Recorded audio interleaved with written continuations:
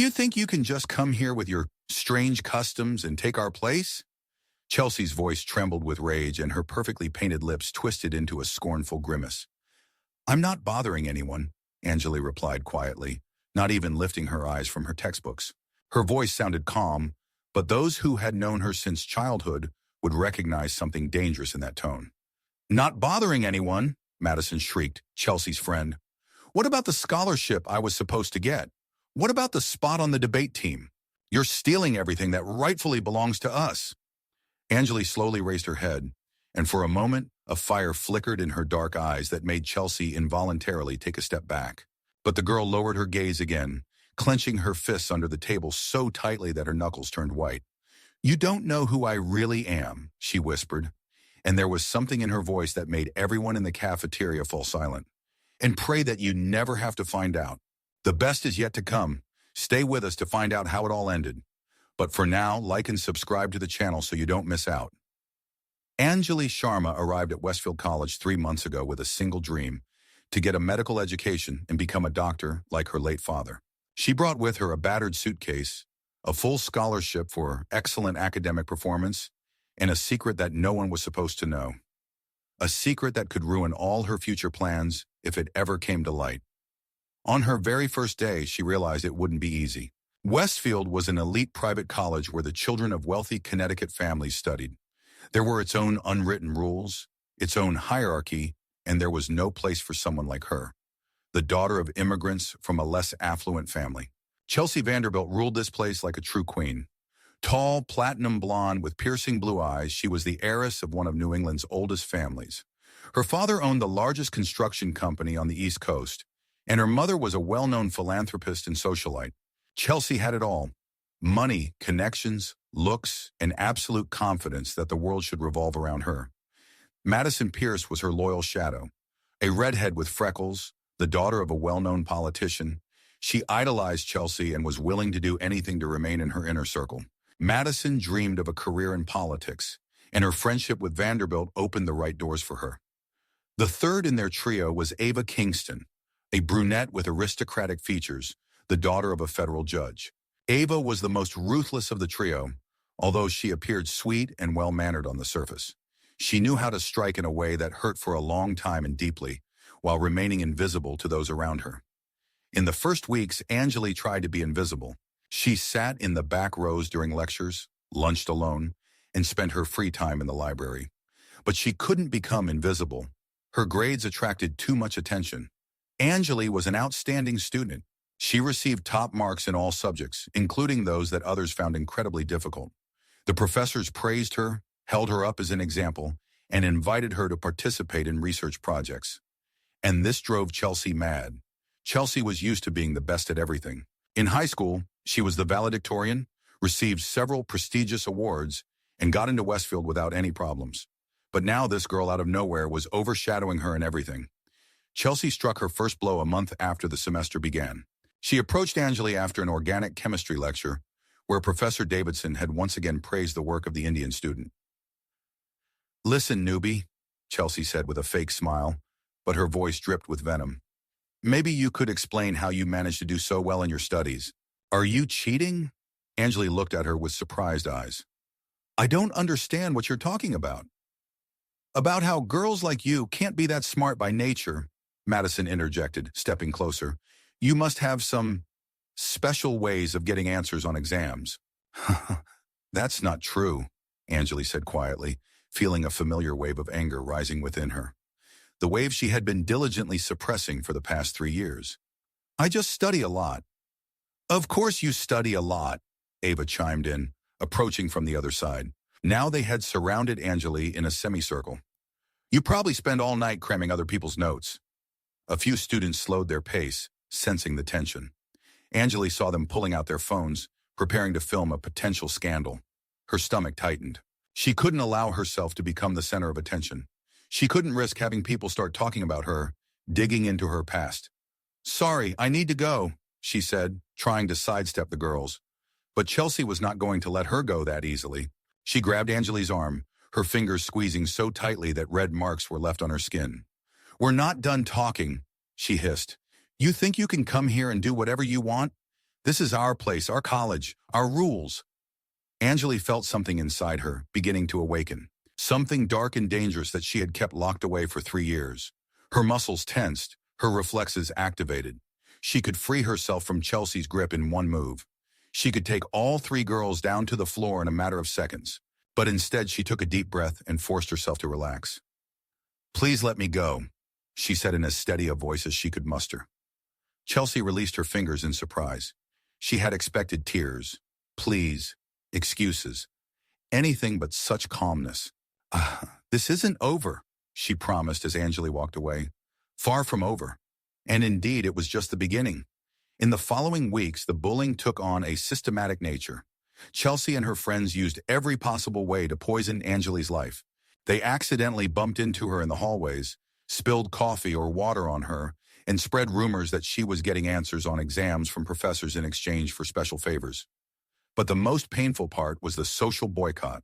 Chelsea wielded her influence so that almost all the students stopped talking to Anjali. When she entered the cafeteria, conversations fell silent. When she tried to join group projects, she was politely told that all the spots were already taken. Even those who had nothing against her personally were afraid to associate with an outcast and incur Chelsea's wrath. Anjali felt like she was in a glass cage. Everyone could see her, but no one wanted to interact with her. She spent her days in solitude, surrounded by hundreds of people who pretended she didn't exist. The only bright spot in her life was the evening calls with her mother. Priya Sharma worked as a nurse in a hospital in New Jersey, often taking extra shifts to help her daughter with dorm and textbook expenses. At 45, she looked older. Years of hard work, stress from her husband's death, and constant worry about her daughter's future had taken a toll on her health. Despite her fatigue, she always found time to listen to Anjali. "How's college going, beta?" Her mother would ask in Hindi, her voice filled with maternal concern. "Everything's fine, Mom," Anjali lied, sitting in her tiny dorm room. "School is going great." "And friends? Have you met any good people?" Anjali gripped the phone tightly, battling the urge to tell the truth. But she couldn't upset her mother, who was already sacrificing everything for her education. "Yes, Mom, I have friends." After each of these conversations, Anjali cried into her pillow, feeling like a traitor.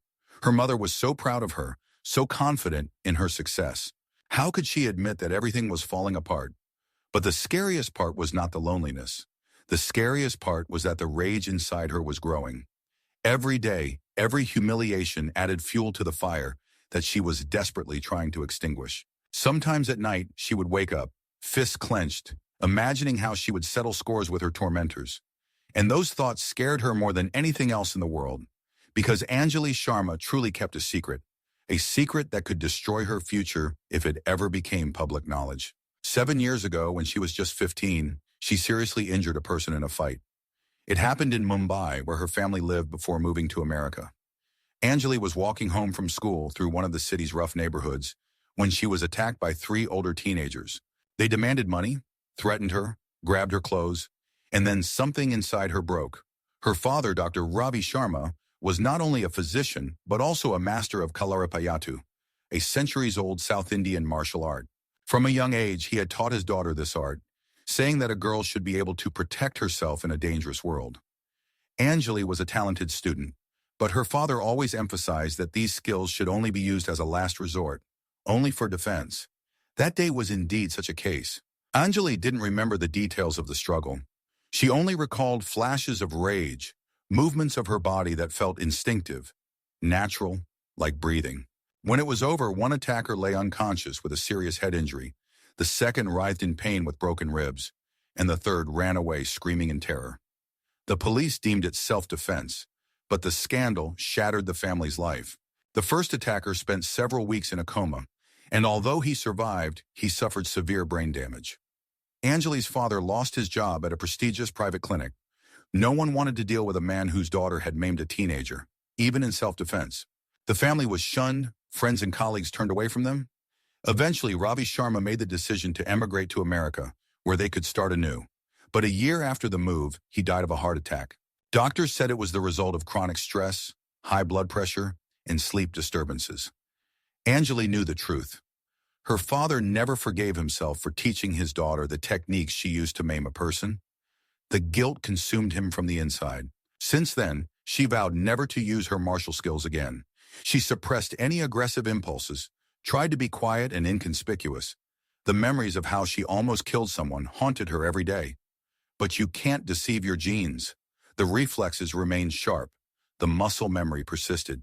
Sometimes when someone unexpectedly grabbed her hand or startled her, she barely managed to stop the automatic reaction. Now, enduring the taunts of Chelsea and her gang, Angeli fought with herself every day. A part of her wanted to show those spoiled girls what real pain felt like. But she couldn't. She had no right. Too much was at stake. The climax came on a rainy October evening. Angeli had stayed late in the library working on a paper for biochemistry. When she finally decided to leave, the building was almost empty. Only the guard dozed at the entrance, and a few students were poring over books in the far corners of the reading room. Angeli was walking down the long corridor to the exit when she heard familiar voices. Laughter echoed from one of the classrooms, the kind of laughter that signals trouble. Seriously, does she think we don't know? Madison was saying. My dad knows people in immigration. One call, and her whole family will be sent back to India. That's not all, Ava added. My mom works in immigration, and I asked her to check the Sharma family's file. Our quiet little Angeli isn't as harmless as she seems. Angeli froze, feeling the blood drain from her face. They couldn't know. It was impossible. What do you mean? Chelsea asked, intrigued.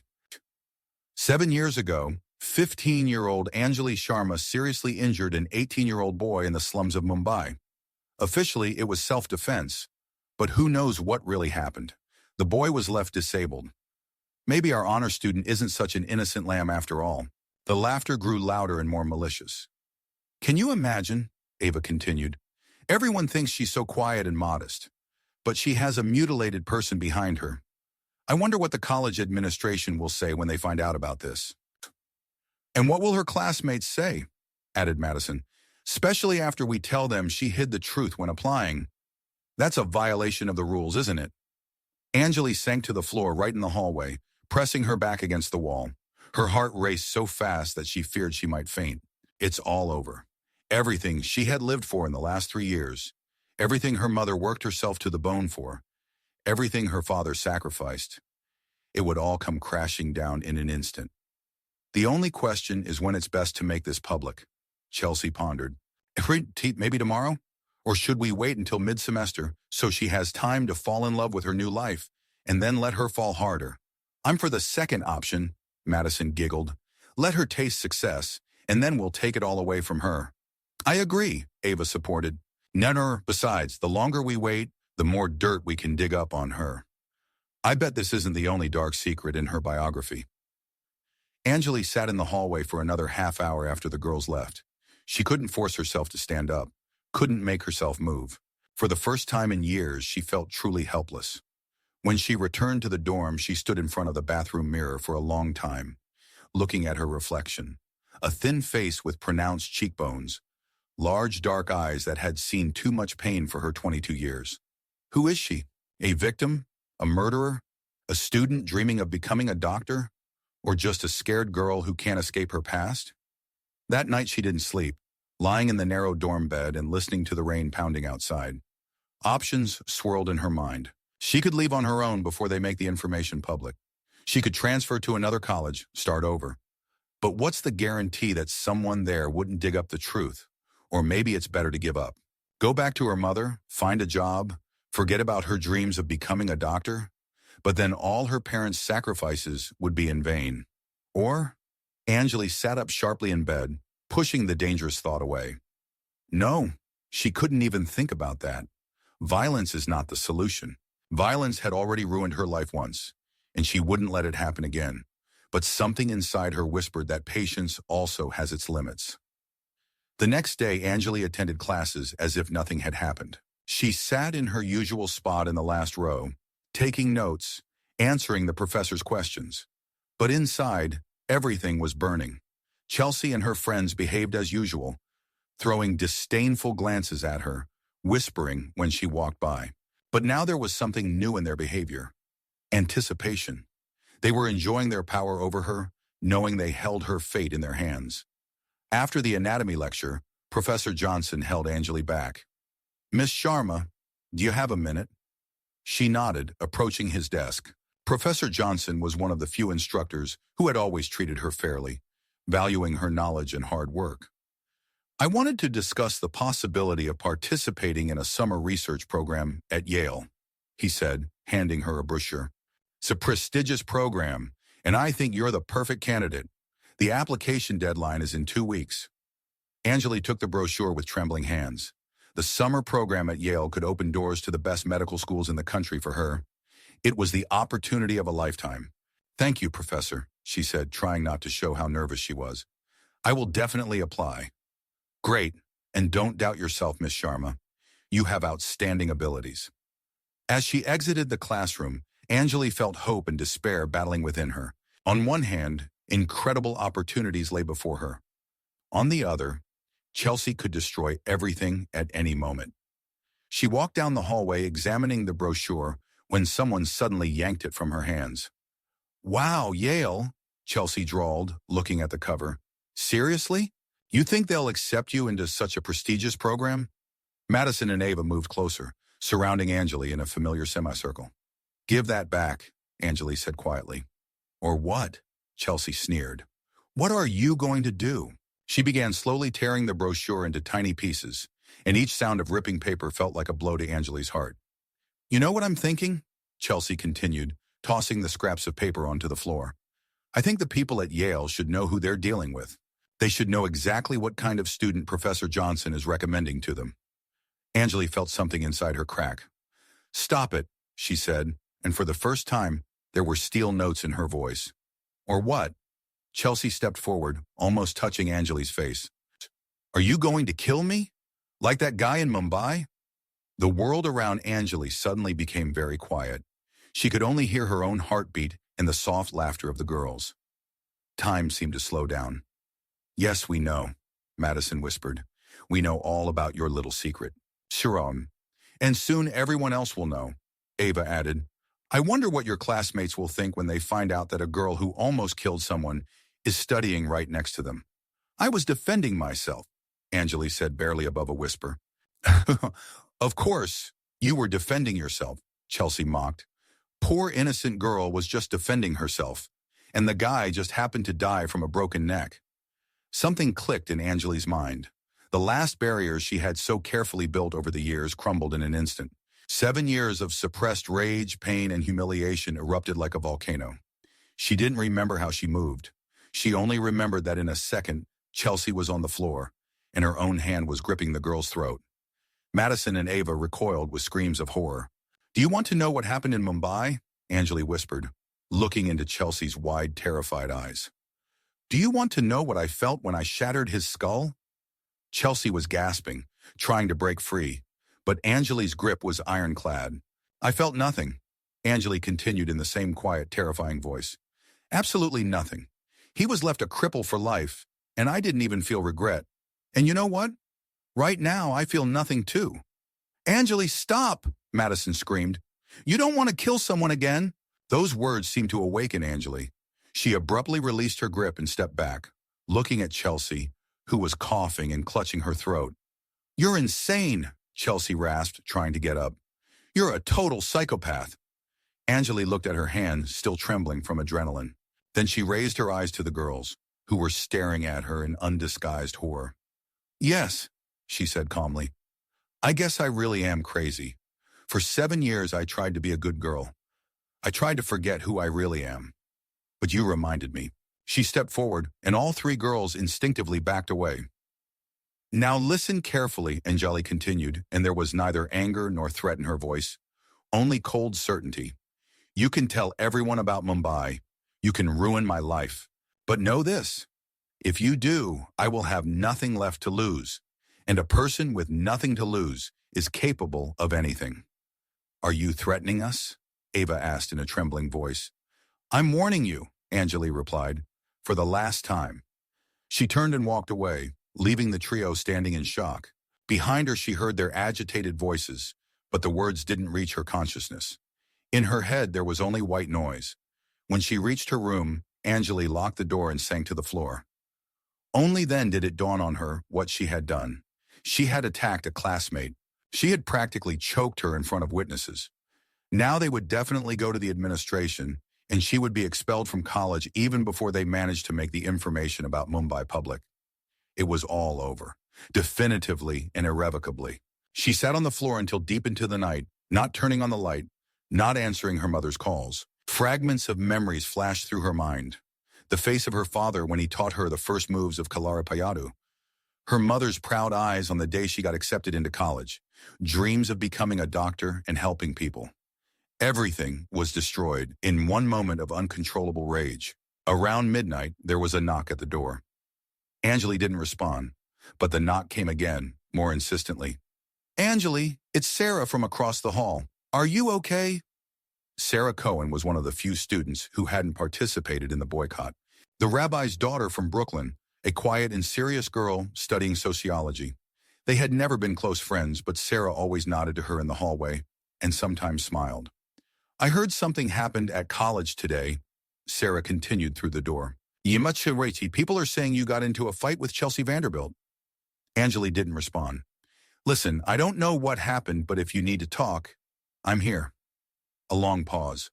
"Or if you need help, my dad knows good lawyers." Lawyers.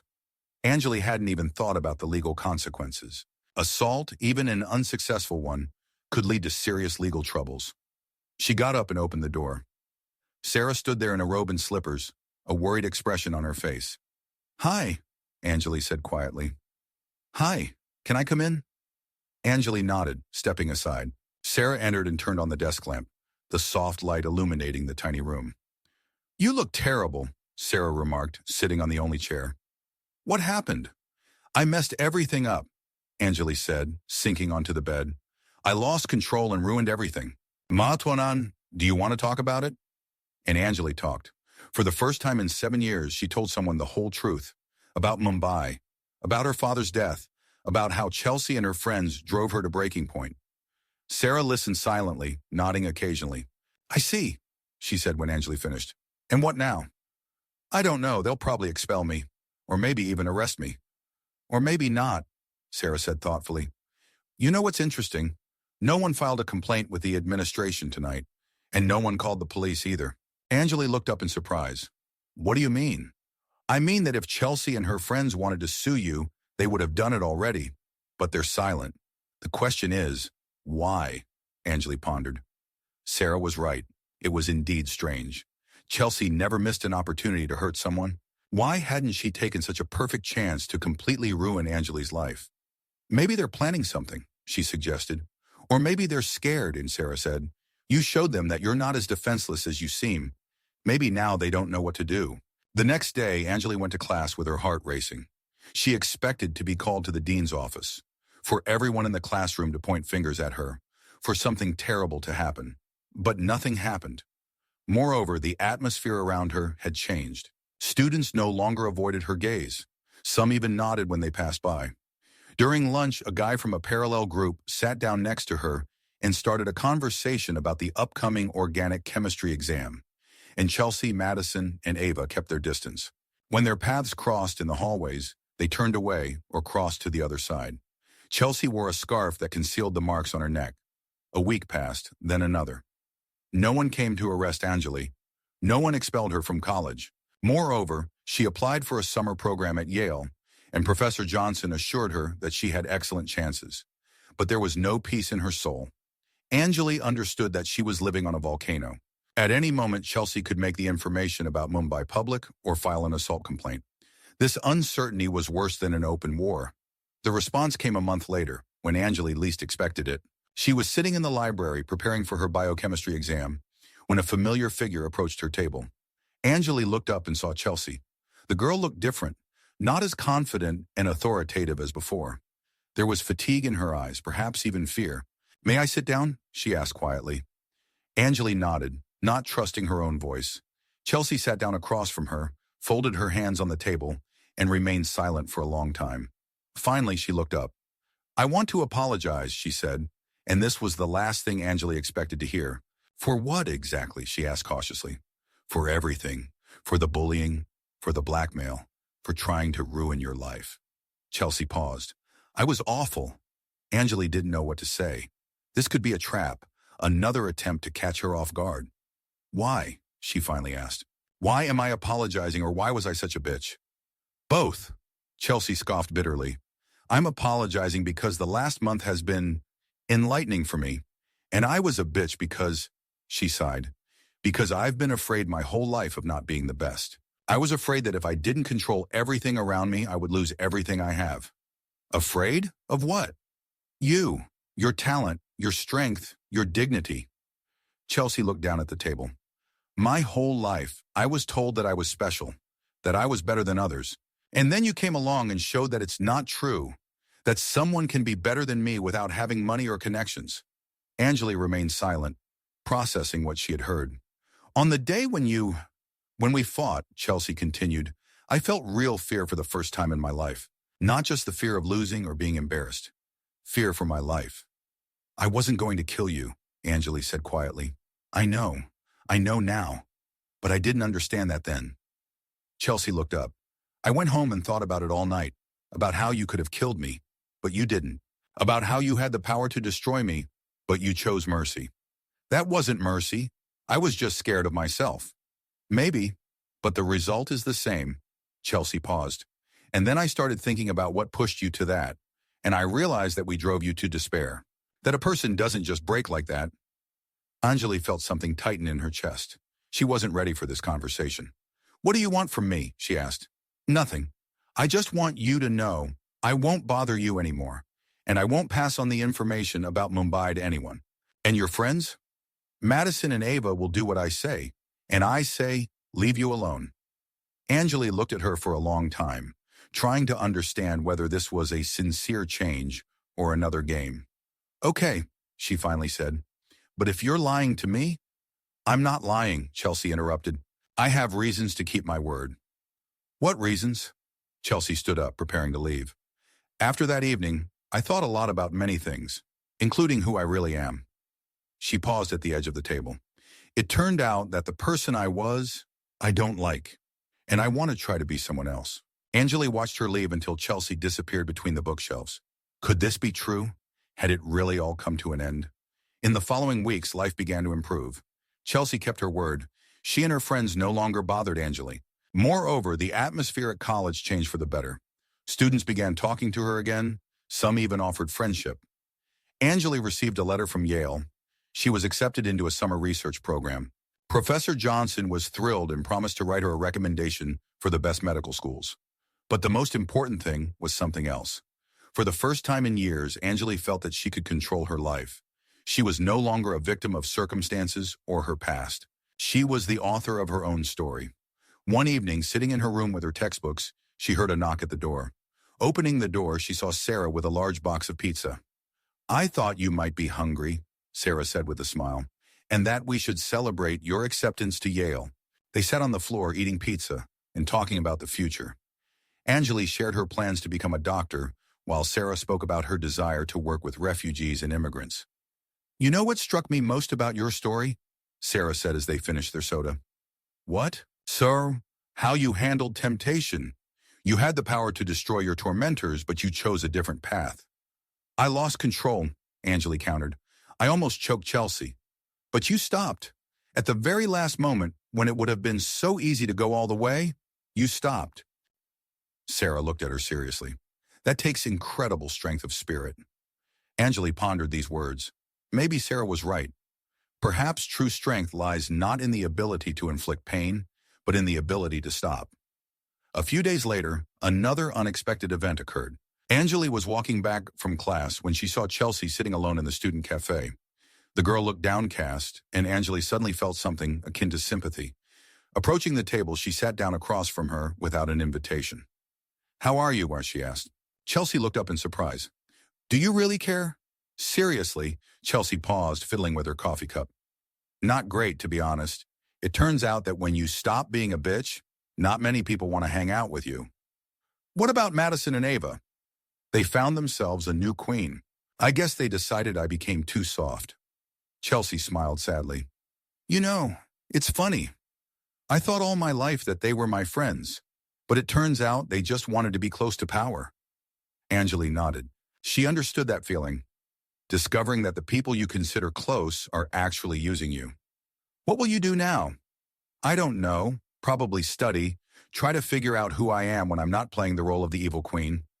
Chelsea looked at Anjali. Do you forgive me? Anjali thought long and hard about her answer. I forgive you, she finally said. But I won't forget. Fair enough.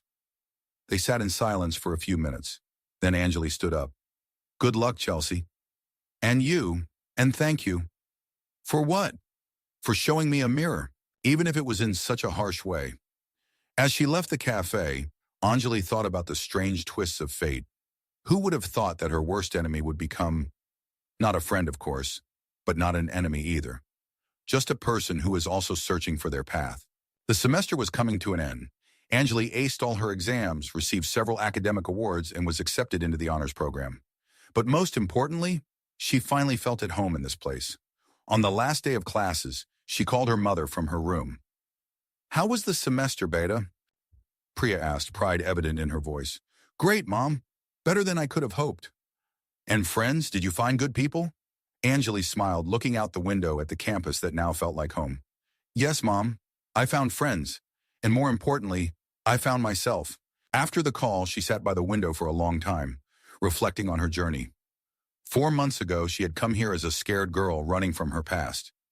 Now she was a woman who had embraced her story and was ready to build her future. Yes, she had a dark past. Yes, she was capable of violence. But she was also capable of compassion, of forgiveness, of stopping at the most critical moment. And that was perhaps the most important thing. Anjali Sharma was no longer running from herself. She was walking toward her destiny. The destiny of a doctor, a healer, a person who uses her strength to help others rather than to inflict pain. And in that lay her true victory. The summer program at Yale exceeded all expectations.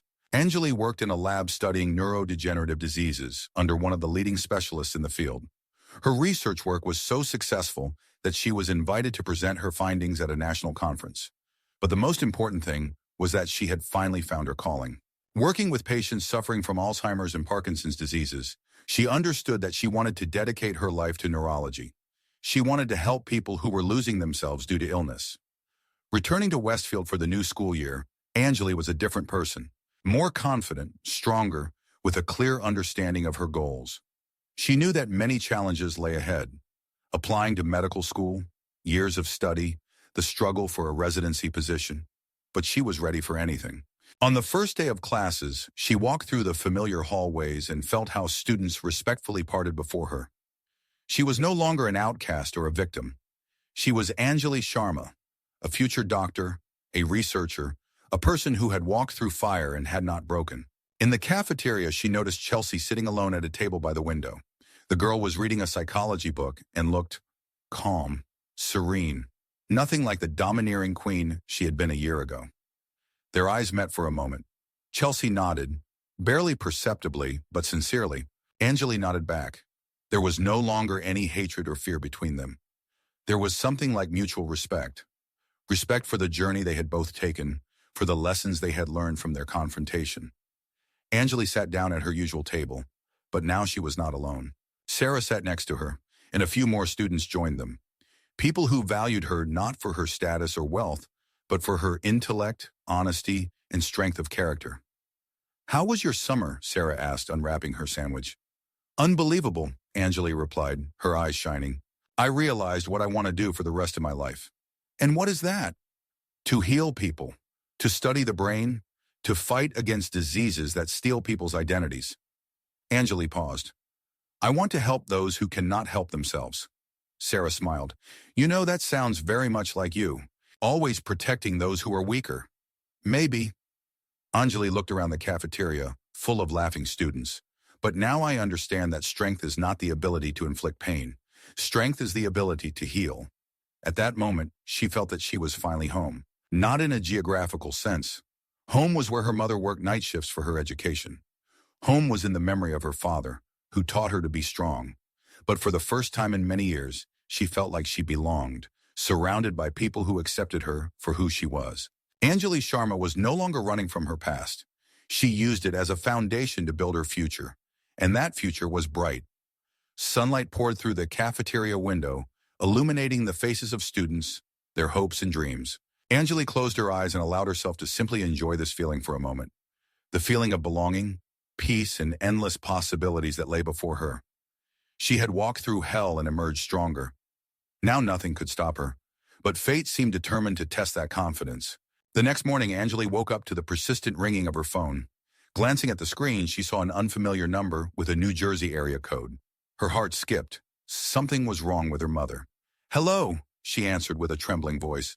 "Miss Sharma, this is Dr. Patel from St. Barnabas Hospital. Your mother." The world around Anjali collapsed. Priya Sharma had been rushed to the hospital with a heart attack during her night shift. Her condition was serious but stable. The doctors were doing everything possible, but "You need to come as soon as possible," the doctor said gently.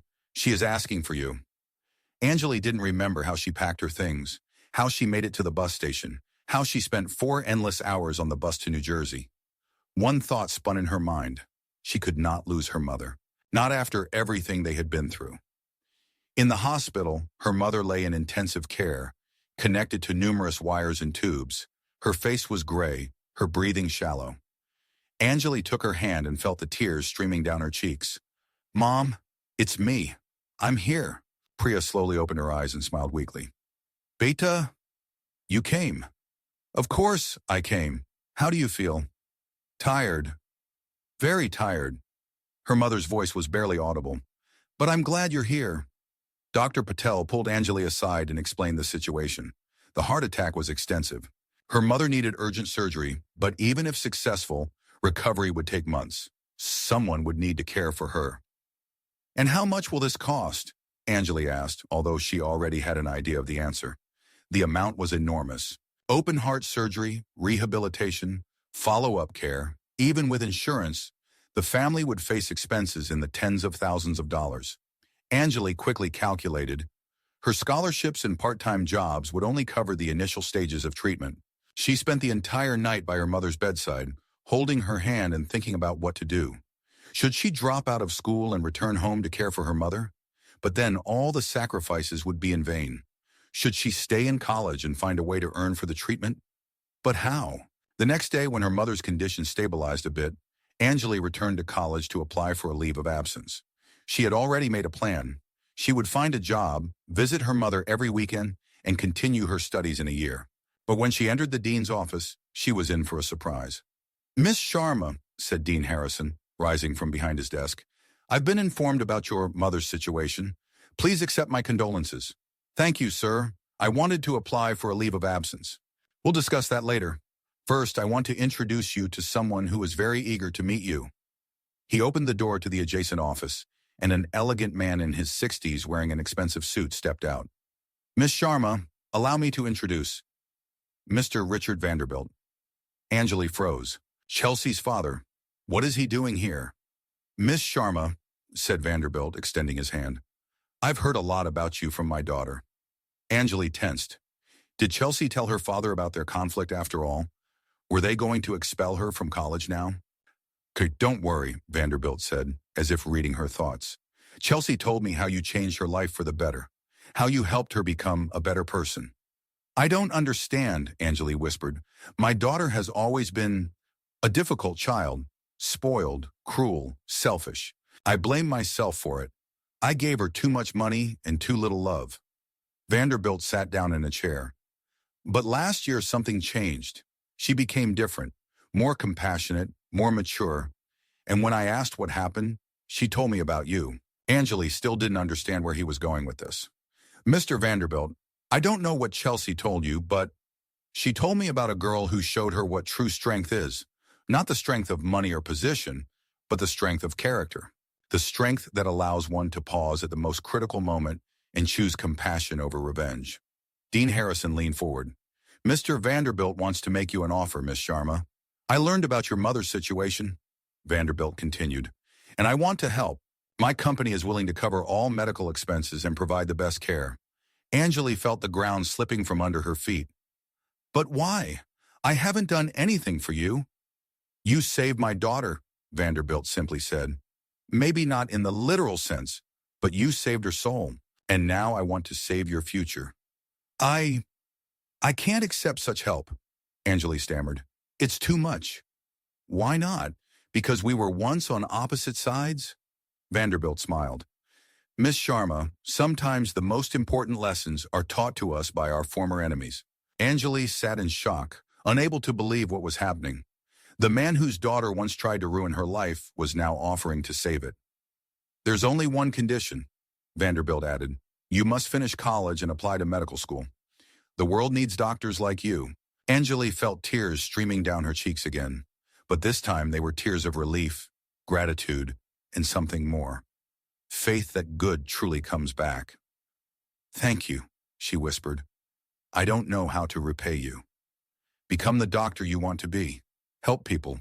That will be the best thanks. A week later, Anjali's mother was transferred to one of the best cardiology clinics in the country. The operation was successful, and rehabilitation was going according to plan. The doctors were optimistic. Priya Sharma would fully recover. Anjali returned to college a different person, not because she had changed outwardly, but because she had understood something important about the nature of human relationships. People are capable of change. Enemies can become allies, and actions taken from a pure heart can have consequences we can't even imagine. On the first day back, she met Chelsea in the library. Thank you, Anjali said, approaching her table. Chelsea looked up from her book. For what? You know for what? Chelsea blushed. I just told my dad the truth about what you did for me.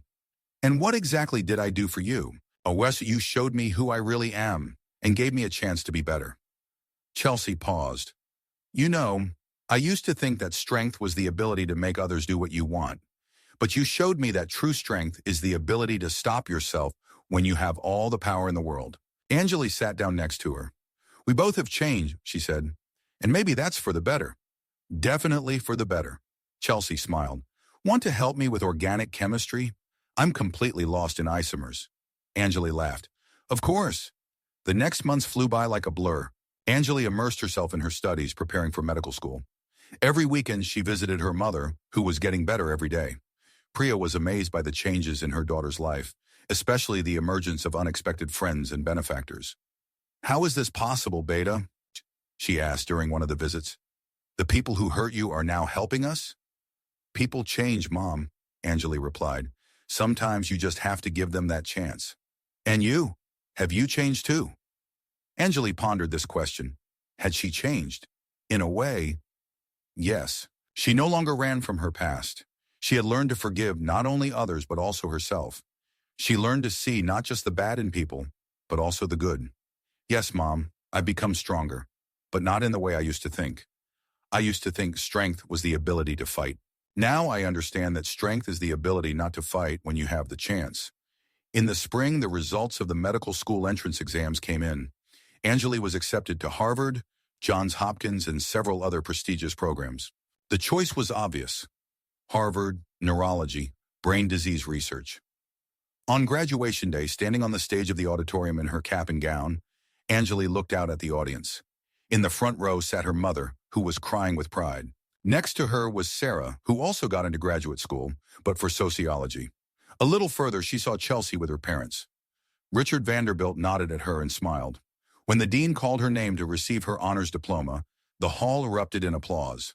Anjali walked to the stage and thought about the journey she had taken, about how 4 years ago she had come here as a scared girl with a dark secret, and now she was leaving as a confident woman with clear goals and a strong faith in the future. After the ceremony, Professor Johnson approached her. Miss Sharma, or should I say Dr. Sharma now, he said with a smile. I want to say that in all my years of teaching, I have rarely encountered students with as much potential as you. Thank you, Professor. You taught me a lot. Not just me. He glanced toward where Chelsea was standing. Sometimes the most important lessons come from the most unexpected teachers. That evening, there was a graduation party. Anjali hadn't planned to stay long. Tomorrow she needed to go home to help her mother pack, as they were moving to Boston, where Anjali would be attending medical school. But just as she was about to leave, Chelsea approached her. Can we talk? She asked. They stepped out onto the terrace, where it was quiet and peaceful. In the distance, the lights of the city glowed, a city where they had spent 4 important years of their lives. I wanted to tell you, Chelsea began, that you have changed not only my life, but also the life of my family. My father says that I have become the daughter he always wanted to have. You changed yourself, Angeli countered. I just showed you a mirror. A very painful mirror, Chelsea laughed, but necessary. They stood in silence looking at the stars. What now? Chelsea asked. Waffer, you have Harvard, I have law school at Yale. Our paths are diverging again. But now we are parting as friends, Angeli said. And that's a completely different thing. Friends, Chelsea repeated thoughtfully. Who would have thought 4 years ago? Probably no one. But life is full of surprises. Good surprises, and Chelsea added. At least sometimes. They hugged goodbye, not as former enemies, not as casual acquaintances, but as people who had helped each other become better. The next morning, Angeli loaded her things into the car that Sarah had lent her. Everything fit into one suitcase and a few boxes of books. In 4 years of college, she hadn't accumulated many material possessions, but the baggage of another kind was immense. Experience, knowledge, friendship, understanding of who she wanted to become. The last thing she placed in the car was a photograph of her father, which had stood on her desk in the dormitory all these years. Ravi Sharma looked serious in the photo, but with warmth in his eyes. I did it, Dad, Angeli whispered. I became a doctor, just like you wanted. And I learned to use strength to heal, not to destroy. Driving down the highway towards New Jersey, where her mother was waiting, and then to Boston, where a new chapter of her life would begin, Angeli reflected on the past years, on the pain that nearly broke her, on the people who had wronged her and then became allies, on how important it is to be able to forgive, not for others but for oneself. New challenges awaited her in medical school. Sleepless nights, difficult exams, first patients, first losses. But she was ready to give everything she had to become the doctor the world deserves. And somewhere deep inside, in that place where the most important memories live, she held on to the lesson her own rage had taught her 4 years ago. A lesson that true strength is not in the ability to break someone, but in the ability to stop. Not in inflicting maximum pain, but in finding compassion even for those who do not deserve it. This lesson made her not only a better person, but also a future better doctor. Because medicine is the art of healing, and only those who have gone through pain and found the strength to overcome it can heal. Ahead lay a road that spanned a lifetime, a road of serving people, a road of constant learning and growth. And Angeli Sharma was ready to walk this road with her head held high, with a pure heart, and with unwavering faith that every person deserves a second chance, even those who were once her enemies, especially them. 8 years later, Dr. Angeli Sharma stood in her office in the neurology department of Massachusetts General Hospital. Her diplomas hung on the wall, a bachelor's degree with honors, a medical degree, a certificate of completion of a 4-year residency in neurology. But the most precious was a small photograph in a simple frame, her and her mother on the day of her medical school graduation. Priya Sharma had fully recovered from surgery and now worked as a nurse in the same hospital where her daughter served. At 53 years old, she was incredibly proud of Angeli. But what brought her the most joy was that her daughter had finally found peace with herself. On this day, Angeli was introduced to a special patient, a teenager who had been admitted to the hospital after a fight. Not an ordinary school brawl, but a serious conflict that resulted in several injuries. The boy had a head injury, and his parents insisted that he be examined by the best specialist. Dr. Sharma, a nurse entered the room. Your patient is ready for examination. Angeli took the medical history and headed to the ward. What she saw made her stop at the threshold. On the hospital bed lay a slender, dark-haired boy of about 16. His hands were bandaged and his face bore bruises. But this did not surprise the doctor. What surprised her was the expression in his eyes. The same rage, the same inner fire that once lived in her own soul. Next to the bed sat a middle-aged woman, evidently the boy's mother. She was crying, and her tears spoke of despair. Doctor, she addressed Angeli, please help my son. I don't know what's happening to him. He has always been a good boy. But lately, Angeli approached the bed and looked closely at the teenager. What's your name? She asked gently. Daniel, the boy muttered, not raising his eyes. Daniel, I'm Dr. Sharma. I need to examine you. Suwashinwas, do whatever you want, he replied indifferently. Nothing will change anyway. Angeli began the standard neurological examination, but simultaneously observed the boy. In his movements, in the way he held his body, she recognized familiar signs. He was a fighter. Someone had taught him to fight, and to fight well. "Where did you learn to fight like that?" she asked during the examination. Daniel suddenly looked up. "How do you know?" "From the way you move, from how you hold your hands even in bandages." Anjali sat down on a chair next to the bed. "Who taught you?" "My grandfather," the boy replied reluctantly. "He was military. He said a man should be able to protect himself and his family." "And you protected yourself?" "Yes," Daniel flared up.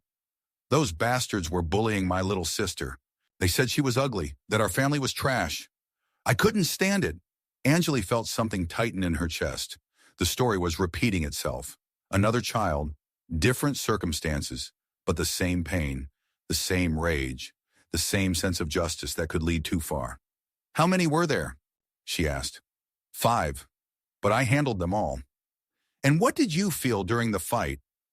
Daniel was silent for a long time, then quietly said, "Nothing. Absolutely nothing. As if it wasn't me." Anjali closed her eyes. The same words she once said to Chelsea. The same state a fighter enters when survival instincts kick in. "Mom, can I talk to Daniel alone?" she asked. The woman looked uncertainly at her son, but left the room. "Daniel," Anjali said when they were alone, "I want to tell you a story about a girl who also knew how to fight, and who once went too far." For the next hour, she told the boy about Mumbai, about what happened 7 years ago, about the price her family paid, about how one moment of uncontrolled rage can change several lives forever. "But you were just defending yourself," Daniel said when she finished. "Just like me. Isn't that wrong?" "Defending yourself is right," Anjali replied. "But there is a fine line between defense and revenge. And when you cross that line, you risk becoming what you are fighting against." "So what was I supposed to do? Let them keep bullying my sister?" "No. But there are ways to solve problems without resorting to violence. Talk to teachers, to parents, to the police, after all." "Adults do nothing," Daniel flared up. "They say ignore them. Don't pay attention. But how can you ignore it when your sister is brought to tears every day?" Anjali understood his pain. She had gone through it herself. "Daniel," she said seriously, "I'm not saying that fighting is always wrong. Sometimes it's the only way out. But you must understand the consequences. Not only for yourself, but also for your family." "What are the consequences?" "Right now you're lucky. The victims don't want to sue because they know they are partly to blame for the conflict. But next time it could be different. Next time you could seriously injure someone. Or even worse." Daniel paled. "I wouldn't want to hurt anyone." "Neither did I, but it happened." Anjali leaned forward. "Do you know what the scariest thing about martial arts is? It's not that you can cause pain to others. It's that in a moment of rage, you can lose control and go much further than you intended." The boy looked at her with wide eyes. "Daniel, you are stronger than most of your peers?" "Much stronger. And with great power comes great responsibility. You have to decide who you want to be, a protector or a warrior of vengeance.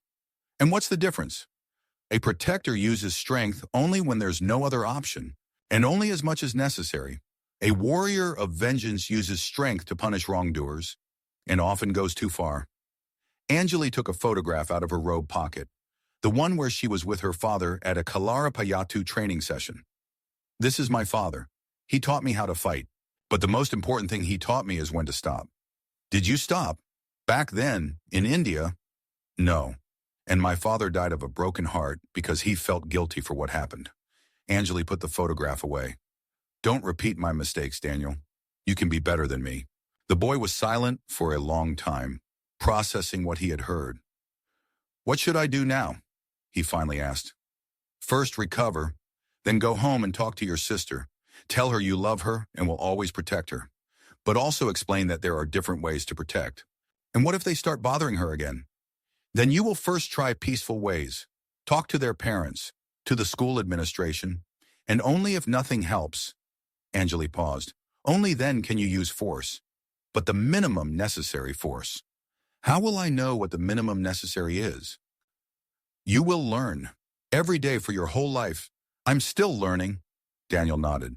The blind rage that Anjali had seen in the first moments of their meeting was no longer in his eyes. "Dr. Sharma," he said quietly, "can I call you if I don't know what to do?"